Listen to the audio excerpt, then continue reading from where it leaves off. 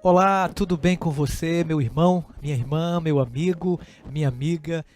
Seja bem-vindo, seja bem-vinda ao nosso Nisto Cremos deste dia.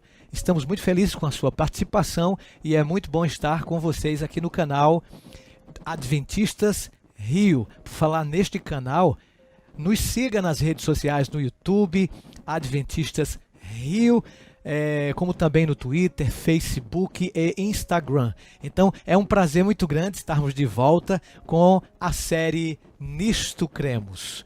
Nós já estamos no 5º episódio e hoje você não perde por esperar. Vamos falar sobre o Deus Espírito Santo. Seja bem-vindo, vamos estudar juntos a palavra de Deus. Se inscreva no canal e não se esquece de ativar o sininho, porque toda vez que estivermos ao vivo, em estreia, o YouTube faz com que você seja comunicado. Que Deus te abençoe. Antes de estudarmos a palavra de Deus, como temos esse bom costume, antes de lermos, antes de aprendermos as lições contidas nesta escritura, é necessário que peçamos juntos a unção do Espírito de Deus. Vamos orar ao Senhor? Se você puder, feche seus olhos e ore comigo. Pai querido, muito obrigado, Senhor, por mais esta oportunidade que nos ofereces de estarmos estudando a Tua palavra no Nisto Cremos. Que Tu possas estar conosco, nos orientando a cada um que está nesse momento ouvindo, assistindo o programa Nisto Cremos. Dá-nos o Teu perdão, em nome de Jesus. Amém. Muito bem, vamos estudar a 5ª crença. Hoje, o Espírito Santo, o Deus Espírito Santo. Você sabe que Deus, o Espírito Santo, ele desempenhou uma parte ativa com o Pai e o Filho na criação, encarnação e redenção. Ele é uma pessoa tanto quanto o Pai e o Filho. Inspirou os escritores das Escrituras, encheu de poder a vida de Cristo. Ele atrai e convence os seres humanos e os que se mostram sensíveis, é claro, e renovados, são transformados por ele à imagem e semelhança de Deus. Então Deus, o Espírito Santo, ele nos transforma, ele nos dá poder, ele nos convence, como diz a Bíblia, do pecado, da justiça e do juízo. É esse Deus maravilhoso, que sempre tem ajudado a nós, suas criaturas, a nós, seus filhos. E as Escrituras Sagradas já nos têm mostrado que Deus, o Espírito Santo, é real e fez parte também da criação, logo no início de todas as coisas.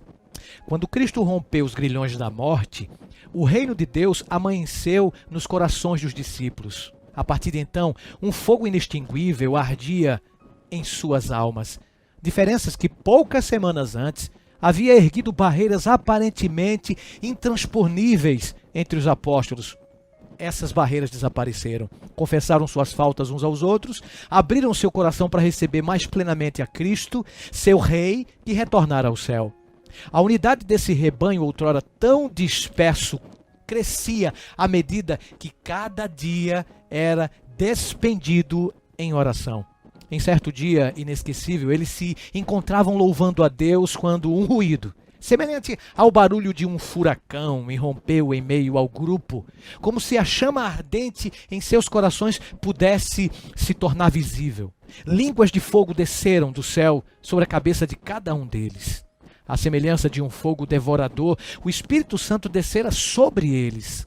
Cheios do Espírito Santo, os discípulos eram capazes, com certeza, de propagar o Evangelho de Cristo. Pública e entusiasticamente começaram a proclamar as boas novas de salvação. Então, advertidos pelo som, por um barulho ensurdecedor, um barulho poderoso, eles começaram a pregar com intrepidez. Isso está registrado no capítulo 2 de Atos. Nós conhecemos como a descida do Espírito Santo sobre os apóstolos 10 dias após a ascensão de Jesus aos céus. Após a subida de Cristo, ele desceu com um poder maravilhoso sobre os apóstolos, o Espírito Santo da promessa desceu sobre os apóstolos com veemência e eles começaram a pregar com intrepidez, com ousadia, com poder. Que bênção, irmãos! Cheios de admiração e um tanto confusos, as pessoas que estavam ali escutaram o sermão deles no seu próprio linguajar. Extraordinárias foram as palavras desses homens, né? Ninguém poderia dizer, eu não consigo entender. O que significa isso? Né? Eles começaram a entender na sua própria linguagem o que os apóstolos estavam falando sobre o amor de Deus. Aquilo que vocês ouviram e viram está ocorrendo, sabe por quê? Disse o apóstolo. Porque Jesus foi exaltado à destra do Deus Todo-Poderoso. Então, amigos, esse poder maravilhoso é uma pessoa. E as pessoas hoje se interrogam e perguntam, quem é o Espírito Santo? A Bíblia diz, pareceu bem ao Espírito Santo e a nós. Isso revela que os cristãos apostólicos o vislumbravam como uma pessoa. O Espírito Santo é alguém. Cristo, igualmente, falou a respeito dele. Ele me glorificará, disse Jesus, porque há de receber do que é meu e vou há de anunciar. João 16,14. As Escrituras, referindo-se ao Deus triuno, escreveram, muito bem sobre o Espírito como uma pessoa. E o Espírito Santo, amigo, amiga, possui personalidade. Ele contende, Gênesis 6, verso 3. Ele convence, João 16,8. Ele dirige os assuntos da igreja. Ele auxilia e intercede. Ele inspira. Ele santifica. Essas atividades não podem ser executadas por um mero poder, influência ou um atributo de Deus. Somente uma pessoa pode empreendê-las. O Espírito Santo é verdadeiramente uma pessoa e é verdadeiramente Deus. As Escrituras veem o Espírito Santo como sendo Deus. Pedro mostrou a Ananias que, mentindo ao Espírito Santo, ele mentira também aos homens e também a Deus. Em Atos capítulo diz isso. Não é? Então, como sendo a blasfêmia contra o Espírito Santo, a Bíblia diz, se alguém proferir alguma palavra contra o Filho do homem, ser-lhe-á perdoado. Mas se alguém fala contra o Espírito Santo, peca contra o Espírito Santo, isso não será perdoado, nem neste mundo, nem no porvir. O próprio Jesus falou isso em Mateus capítulo 12, versos 31 e 32, para entendermos bem, amigo, amiga, que o Espírito Santo, além de uma pessoa, também é Deus. Se nós pecarmos contra o último recurso de Deus para salvar a humanidade, que é justamente sobre o Deus Espírito, nós não poderemos ser perdoados. Essa afirmação é verdadeira. E uma vez que o Espírito Santo realmente é Deus, as Escrituras associam atributos divinos também ao Espírito Santo. Ele é vida. Paulo se refere a ele como o Espírito da vida em Romanos 8, verso 2. Ele é verdade. Cristo o identificou como o Espírito da verdade em João 16, 33. O Espírito da verdade, o Espírito de Deus. Isso revela que o amor e a santidade constituem a parte do Espírito Santo como parte de sua natureza. Ele distribui os dons espirituais como lhe apraz a cada um individualmente. 1 Coríntios 12, verso 11. Não é importante saber que o Espírito Santo não é uma energia como muitas pessoas pensam, não é uma força como muitos advogam? Sim, ninguém pode escapar de sua influência. Salmo 139, 7. Ele é onisciente, uma vez que o Espírito a todas as coisas perscruta, até mesmo as profundezas de Deus e as coisas de Deus, ninguém as conhece, senão o Espírito Santo, amigo. 1 Coríntios 2, 11. Então, essas são as obras que o Espírito Santo efetua. Tanto a criação quanto a ressurreição o envolveram. Disse Jó, o Espírito de Deus me fez e o sopro do Todo-Poderoso me dá vida. Jó 33, verso 4. O salmista acrescenta, envias o teu Espírito e ele pode nos fortalecer e nos dar graça. Esse é o Espírito da verdade. Esse é o Espírito Deus Todo-Poderoso. Esse é o Espírito que ressuscitou a Jesus Cristo dentre os mortos e vivificará também o nosso corpo mortal por meio do seu Espírito que em vós habita. Romanos 8, verso 11. Somente um Deus onipotente e pessoal e não uma influência impessoal ou um ser criado, amigo, poderia executar o milagre de trazer o divino Cristo à existência por meio de Maria. No Pentecoste, o Espírito Santo tornou o Deus homem Jesus universalmente presente a todos os recipientes que desejam e que desejarem recebê-lo. O Espírito Santo é considerado em pé de igualdade com o Pai e o Filho na própria fórmula batismal em Mateus capítulo 28, na bênção apostólica em 2 Coríntios 13, verso 13, e na dissertação a respeito dos dons espirituais, 1 Coríntios 12, 4 a 6. O Espírito Santo, né, é Deus, ele é divino, e ele se assemelha a Deus na mesma essência, esse Espírito que faz parte da divindade como o seu terceiro membro. O Pai, o Filho e o Espírito Santo são igualmente autoexistentes. Embora todos sejam iguais, existe uma distribuição de funções que opera dentro da Trindade, né? Nós estudamos isso no segundo episódio. Se você quer realmente recapitular, é só ir lá no Adventistas Rio, no YouTube, e vai no segundo episódio, que falamos sobre a Trindade, e você vai ver que o Espírito faz parte dessa divindade, não é? Assim como o Pai, assim como o Filho, o Espírito Santo é autoexistente, ele é criador e também fez parte da criação, tá? Ele é Deus, ele é poderoso. A verdade acerca desse Espírito é melhor compreendida, querido, querida, quando vemos por meio de Jesus Cristo. Quando o Espírito vem aos crentes, ele vem como o Espírito de Cristo, ou seja, ele não vem de seu próprio direito, apresentando suas próprias credenciais. Sua atividade histórica centraliza-se na missão salvadora de Cristo.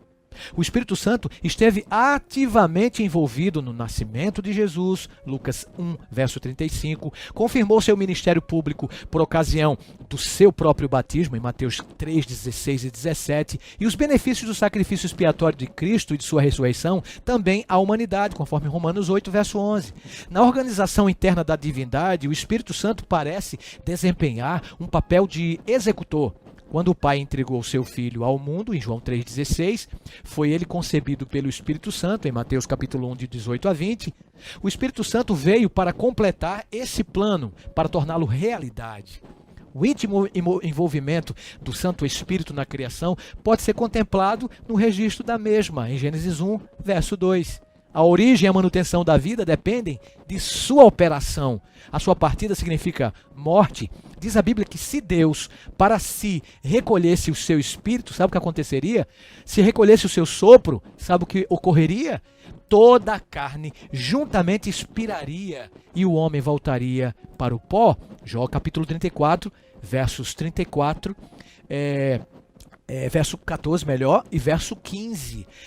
Também no mesmo livro de Jó, capítulo 33 e verso 4. Então mostra pra gente, querido ouvinte, querido internauta que me acompanha no Nisto Cremos, na plataforma do YouTube, do Adventistas Rio, você pode saber e pode perceber, de acordo com os textos que recitei de cor para vocês, a gente imaginou que sem o Espírito Santo, sem o sopro, sem a sua força, sem a sua pessoa, nós não estaríamos vivos. Nós dependemos justamente desse poder, dessa pessoa. E podemos ver reflexos da obra criadora do Espírito Santo quando contemplamos a obra de criação que ele opera em cada pessoa que abre o coração a Deus.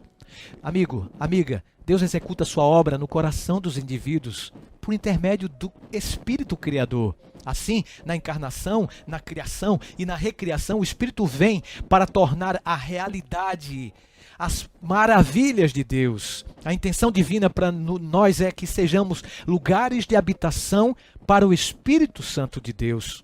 O pecado de Adão e Eva os separou do jardim do Éden, quando o Espírito que habita no íntimo do indivíduo. E essa separação prossegue a enormidade da pecaminosidade humana antes do dilúvio, fez com que Deus declarasse: o meu espírito não agirá para sempre no homem. Gênesis 6, verso 3. Texto do Antigo Testamento que revela para nós que o homem não teria mais a presença do Espírito Santo Logicamente, o fôlego de vida também, declarado aqui na Escritura. Então, sem o fôlego de vida, nós não vivemos. E o Espírito é considerado, como a própria palavra em hebraico, ruach, quer dizer fôlego. O Espírito Santo é representado também como fôlego, mesmo sendo diferente do nosso sopro, do nosso oxigênio, da nossa oxigenação. O Espírito Santo é Deus, e sem o sopro da vida, o oxigênio, ninguém vive. Assim também, sem o Espírito Santo para nos dar vida eterna, nós também não passamos a existir. Sem Deus, amigo, o Espírito, nós não somos nada, nós não podemos nada, nós não passamos de cinza, de pó. Apontando ao ministério de Cristo como sendo um ministério do Espírito, João, o Batista, afirmou: eu vos batizo com água para arrependimento, mas aquele que vem depois de mim é mais poderoso do que eu. Ele vos batizará com Espírito Santo e fogo. Mateus 3,11. Mas os evangelhos não revelam que Jesus houvesse batizado com o Espírito Santo. Poucas horas antes da morte, Jesus prometeu aos discípulos: eu rogarei ao Pai, e Ele vos concederá outro Consolador, a fim de que esteja para sempre convosco, o Espírito da verdade. João 14, 16 e 17. O Espírito foi prometido para toda a humanidade, para todo aquele que acredita. O Espírito foi concedido a Jesus Cristo. Claro que nenhuma pomba apareceu na sexta-feira da crucifixão, é verdade. Então somente, amigo, amiga, escuridão, aliviada por rajadas de relâmpagos. Não foi senão depois de sua ressurreição que Jesus concedeu o Espírito Santo aos seus discípulos, sobre os discípulos. Ele disse: eis que vos envio sobre vós a promessa do meu Pai. Permanecei, pois, na cidade, até que do alto sejais revestidos de poder. Lucas 24. E esse poder seria recebido ao descer sobre vós o Espírito Santo, fazendo com que o testemunho dos crentes se estendesse até os confins da terra. Atos 1, verso 8. A palavra poder aqui é dunamis, da palavra dinamite, lembram? Explosão demográfica. O poder de Deus, evangelisticamente falando, seria derramado sobre os apóstolos no dia de Pentecostes, para que eles pudessem espalhar as boas novas de salvação para aquelas pessoas que estavam ali. E o Espírito Santo foi derramado no dia de Pentecostes justamente para que o Evangelho fosse espalhado com poder às criaturas debaixo do sol. E o Espírito Santo foi derramado. A nova era irrompeu somente depois que o nosso vitorioso Salvador se assentou no trono celestial. Depois de ter sido exaltado à destra de Deus, afirma o apóstolo Pedro, ele derramou o Espírito Santo, Atos 2,33, sobre os seus apóstolos, os quais, antecipando ansiosamente este evento, se achavam unânimes em oração e súplicas. No Pentecostes, 50 dias após o Calvário, a nova era explodiu sob o poder total do Espírito Santo. E de repente veio do céu um som como de um vento impetuoso e encheu toda a casa onde estavam assentados os discípulos. Todos ficaram cheios do Espírito Santo. Atos 2, 2 a 4.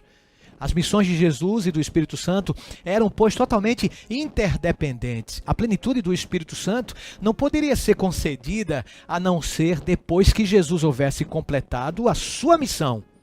Jesus, por sua vez, foi concebido pelo Espírito Santo em Mateus 1, batizado pelo Espírito Santo em Marcos 1, 9, conduzido pelo Espírito Santo em Lucas 4. Milagres foram realizados por meio dele. Ele se ofereceu a si mesmo no Calvário pelo Espírito Santo e foi em parte ressuscitado, como repito, pelo Espírito Santo. Romanos 8, verso 11. Jesus foi a pessoa a experimentar a plenitude do Espírito Santo. Ele foi uma pessoa cheia do Espírito Santo, de acordo com o que eu recitei para vocês. Ele foi uma pessoa cheia desde o nascimento. Ele foi preenchido no seu batismo, cheio do poder do Espírito Santo. Ele morreu cheio do Espírito Santo. Jesus ressuscitou cheio do Espírito Santo e foi assunto ao céu cheio do Espírito Santo. e voltará com poder e grande glória, cheio do Espírito Santo. Amém? Deus seja louvado. Você também e eu podemos ser pessoas cheias do Espírito Santo. Podemos proclamar o poder de Deus com a sua presença. Podemos ser cheios do Espírito Santo, o Espírito de Cristo, o Espírito do Salvador. Amigo, para podermos cumprir a ordem do Mestre, nós precisamos ir a Ele. E com certeza Ele nos comissionará, nos habilitará, nos dará força, nos dará poder para propagarmos o seu Evangelho a toda criatura, cheios do seu Espírito Santo. O batismo com o Espírito Santo é chamado de a promessa do Pai, em Atos 1, verso 4. Cristo fez menção de si próprio quando disse: eu vou-lo enviarei. O Espírito Santo, em João capítulo 16, verso 7. Portanto, o Espírito Santo procede tanto do Pai quanto do Filho. E essa missão foi dada por Ele para que cada um de nós também cumpra o ide maravilhoso. Como disse Paulo, ninguém pode dizer Senhor Jesus, senão pelo Espírito Santo. 1 Coríntios 12, 3. Deus nos concede esse poder, querido, querida, do Espírito para propagar a sua verdade. Essa é a sua missão, convencer do pecado, da justiça e do juízo. João 16, verso 8. Olha o que o Espírito Santo pode fazer: convencer o ser humano do pecado, da justiça e do juízo. Lembrem-se que o Espírito Santo insiste em que todos aceitem a justiça de Cristo. O Espírito nos adverte da realidade do julgamento, o que representa uma poderosa ferramenta para despertar as mentes obscurecidas pelos pecados, dando-nos consciência da necessidade de arrependimento e conversão. Ou para a parte final do nosso estudo deste episódio, Deus, o Espírito Santo.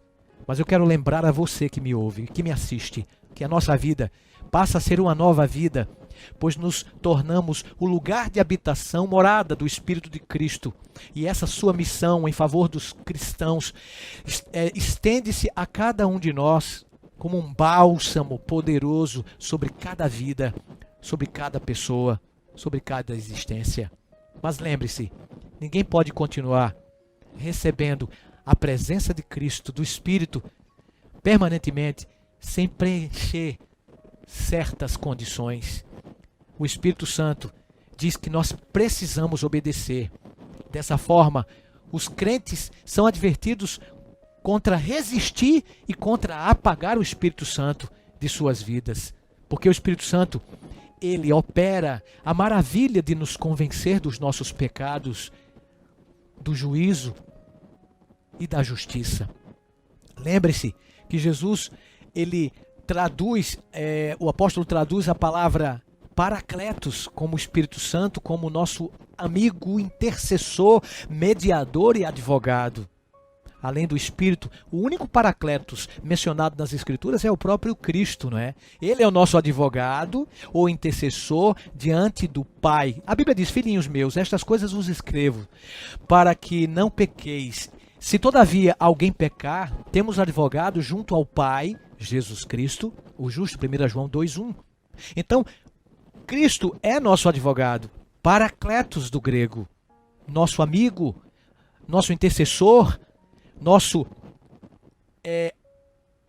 Salvador. Então, o Espírito Santo também é identificado na Bíblia como o Espírito da graça, o Espírito da Paracletos como nosso advogado, como nosso amigo, como nosso também intercessor. Interessante que hoje Jesus está à destra de Deus, lá no santíssimo lugar do santuário celestial. Por falar nisso, o santuário celestial é uma das crenças das 28 lá na frente que ainda iremos estudar. Mas só dando um spoiler para você, Jesus está hoje como intercessor, advogado, diante de Deus o Pai, entre Deus e nós.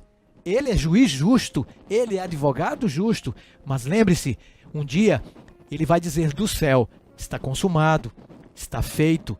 Acabará o seu ministério como hoje é nosso advogado, ele deixará de interceder pela humanidade.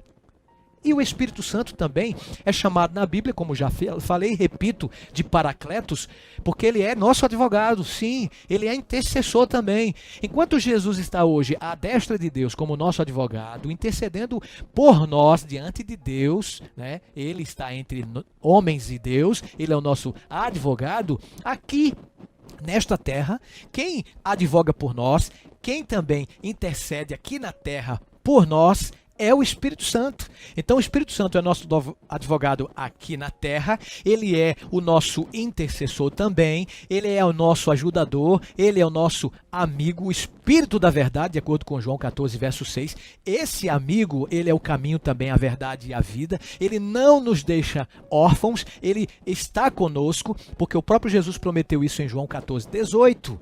Esse amigo intercede a Deus por nós aqui da terra, porque ele está aqui na terra. E Jesus é nosso Paracletos, nosso advogado, também lá no céu, e intercede a Deus por nós lá do céu. Amigo, que bênção! Amiga, nós temos dois amigos, nós temos dois intercessores diante de Deus lá no céu, Jesus Cristo, e aqui na terra, o Espírito Santo. Então Jesus, Deus conosco, de acordo com Mateus capítulo 1, verso 23, que quer dizer Deus conosco, Emanuel, nome lindo, maravilhoso, não é? Então, ele intercede a Deus por nós lá no santuário celestial, no céu, e o Espírito Santo também é nosso intercessor aqui na terra por nós. É ele que nos convence, repito, do pecado, da justiça e do juízo. Assim, a única forma pela qual nós podemos permanecer em Cristo é pelo seu Espírito Santo. Ele opera em nossa vida. Esse Espírito traz a própria presença de Cristo a nós. Ele é o verdadeiro representante de Cristo aqui na terra, amigo. O verdadeiro centro de autoridade em termos de fé e doutrina. Os caminhos pelos quais ele conduz a nossa igreja, por certo, estarão em pleno acordo com a Bíblia. Amigo, amiga, o Espírito Santo intercede a Deus aqui na terra por nós. Jesus intercede a Deus lá no céu por nós que estamos aqui. Que maravilha! Nós temos dois intercessores, e esses dois intercessores estão diante do Pai todos os dias. Um que intercede aqui na terra, o Espírito. O outro que intercede lá no céu, o Filho. Falamos de Deus o Pai, de Deus o Filho, e concluímos a doutrina de Deus hoje, a crença de Deus o Espírito Santo. Oh, amigo, nós precisamos, amiga, desse Espírito da verdade, dessa pessoa maravilhosa, deste Deus em nossas vidas todos os dias. Ele, de fato, o Espírito da promessa, o Espírito Consolador, o Espírito Confortador. É Ele que conforta, é Ele que consola a gente nos momentos mais difíceis, quando estamos tristes, abatidos por uma perda, quando um filho morre, quando uma esposa nos abandona, quando um esposo vai embora, quando nós não somos compreendidos pelos mais amigos íntimos que temos. Ele é o nosso Deus que está aqui na terra como o verdadeiro representante do céu, o Espírito da verdade. Você gostaria de dizer para esse Espírito, Espírito Santo de Deus, meu amigo, convence o meu pecado, converte a minha alma, transforma o meu coração. Espírito Santo, tu que és uma pessoa que tem sentimentos, tu sabes muito bem nos momentos de aflição em que vivo, em que contemplamos às vezes só a angústia, a depressão, a tristeza. Você gostaria de dizer, Espírito Santo, consola-me, anda comigo todos os dias, e ele vai andar porque ele está com você. O Espírito Santo é Deus conosco. O Espírito Santo é Jesus comigo. É o Pai todos os dias. O Espírito Santo é o céu ao dispor da minha alma e da sua também. Gostaria de entregar seu coração a Deus e pedir o seu Espírito nesse momento que venha a nos capacitar, a capacitar você para a evangelização em todo o mundo, enquanto você escuta essa linda canção do grupo Orion, entregue seu coração a Jesus e receba o batismo do Espírito Santo em sua alma.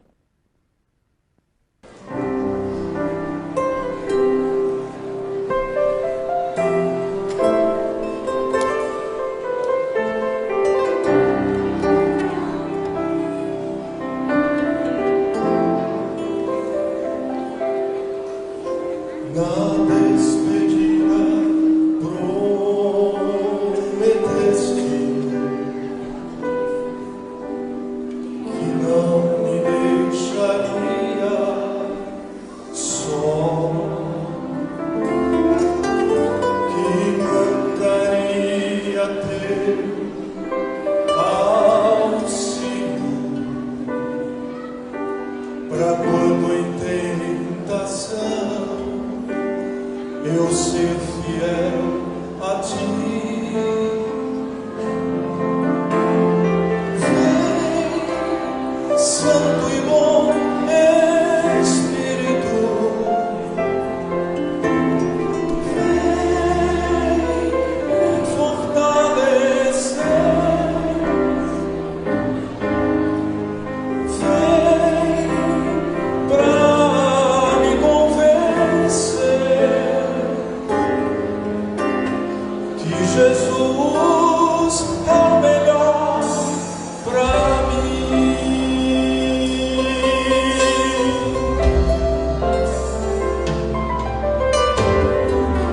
Cada instante quero mais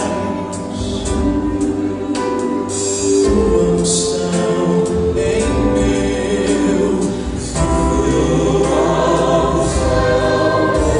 deixando atrás o velho homem, poder nascer de novo, ter nova chance aqui. Vem, Santo e bom Espírito,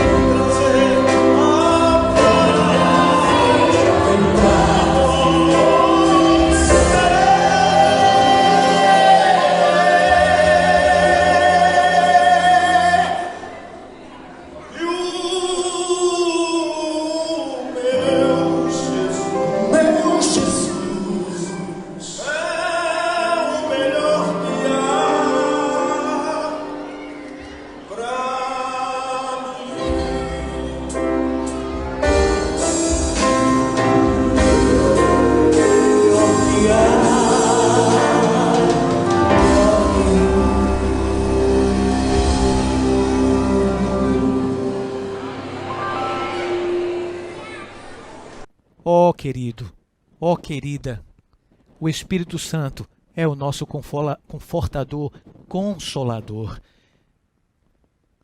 Que a graça de Cristo esteja sobre você e esse Espírito continue fortalecendo no momento em que você está vivenciando.